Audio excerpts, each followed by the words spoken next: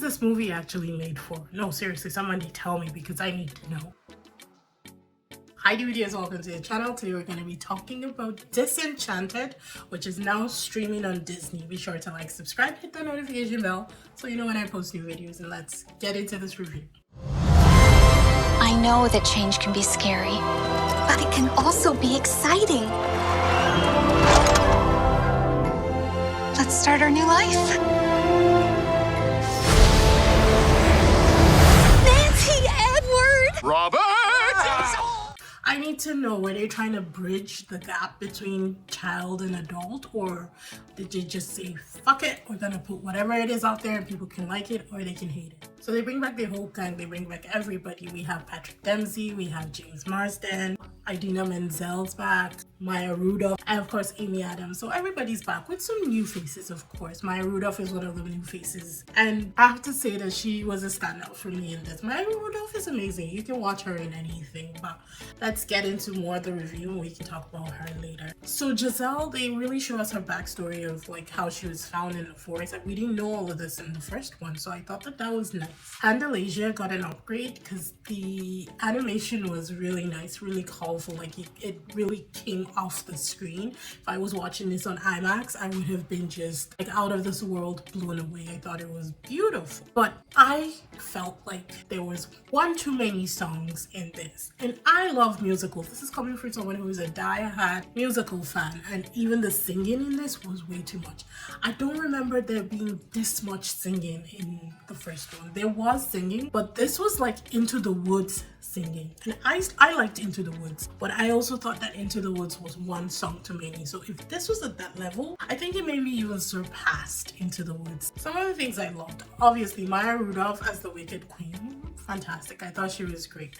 I actually liked the song Baddest of Them All. I can have that song on repeat any day, anytime. I also liked Love Power, but not because I like the song, but because Idina Menzel singing is magic in itself. That woman makes me feel things every single time. It doesn't matter what she's saying. She could hold a note and I would be crying. I would be so moved. Like, she's a gift to this world, and I don't think we appreciate her enough. This world feels very different. Is it sometimes easier to live in Andalasia? Well, I wouldn't say easier. We have dragons and ogre rebellions.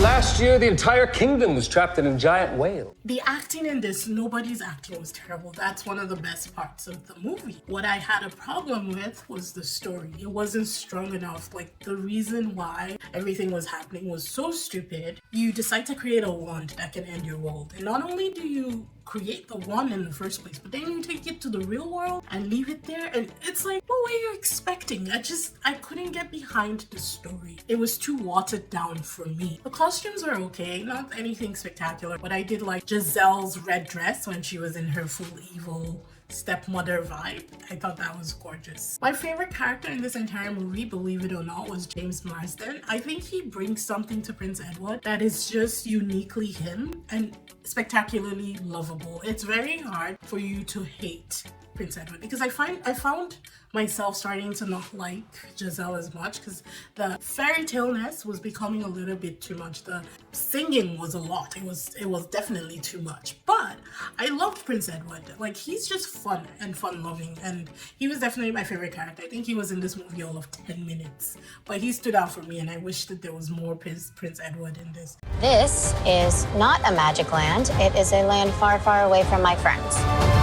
I'm so late.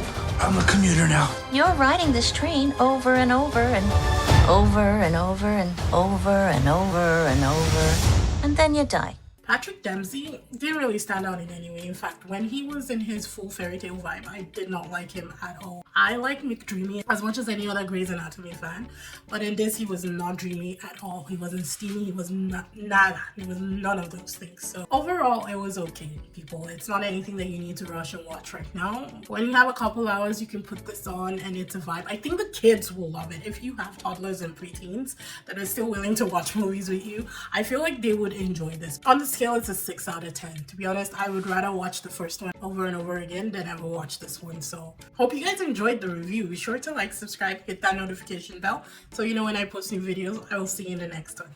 Bye.